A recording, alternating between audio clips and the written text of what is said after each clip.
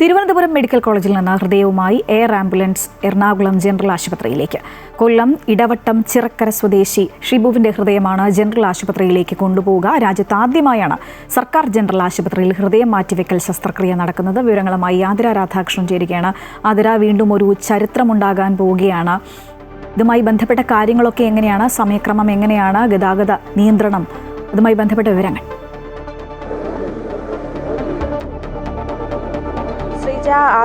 രാജ്യത്ത് ആദ്യമായാണ് ഒരു ജില്ലാതല ആശുപത്രിയിൽ ഇത്തരത്തിലൊരു ഹൃദയമാറ്റ ശസ്ത്രക്രിയ ഏതായാലും നടക്കുന്നത്. എറണാകുളം ജനറൽ ആശുപത്രിയാണ് ഈ നേട്ടം കൈവരിക്കുന്നത് എന്നുള്ളൊരു കാര്യം കൂടിയുണ്ട്.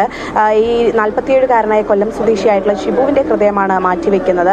വാഹനാപകടത്തെ തുടർന്ന് മസ്തിഷ്ക മരണം സംഭവിച്ചതിനെ തുടർന്നാണ് ഷിബുവിന്റെ അവയവങ്ങൾ ദാനം ചെയ്യാനുള്ള ഒരു തീരുമാനത്തിലേക്കൊക്കെ തന്നെ എത്തുന്നത്.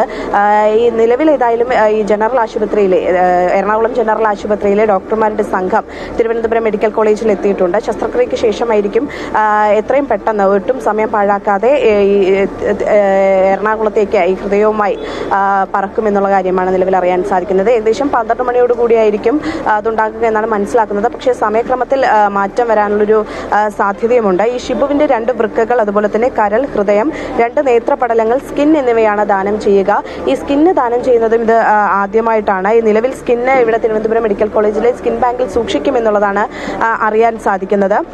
ഈ നേപ്പാൾ സ്വദേശിനിയായിട്ടുള്ള ഒരു 22-കാരിക്കാണ് ഈ ഹൃദയം ഏതായാലും മാറ്റിവെക്കുക. പൂർവ്വ ജനിതക രോഗം ബാധിച്ച ഹൃദയത്തിന്റെ പ്രശ്നമുള്ള ഒരു പെൺകുട്ടിയാണ്. ആ കുട്ടിക്കായിരിക്കും ഏതായാലും ഹൃദയം നിലവിൽ മാറ്റിവെക്കുക. നിലവിൽ ഏതായാലും എറണാകുളത്തു നിന്നുള്ള സംഘം തിരുവനന്തപുരത്ത് എത്തിയിട്ടുണ്ട്. ഈ ശസ്ത്രക്രിയയ്ക്ക് ശേഷം എയർ ആംബുലൻസിൽ ഹൃദയം തിരുവനന്തപുരം ജനറൽ ആശുപത്രിയിലേക്ക് പറക്കും.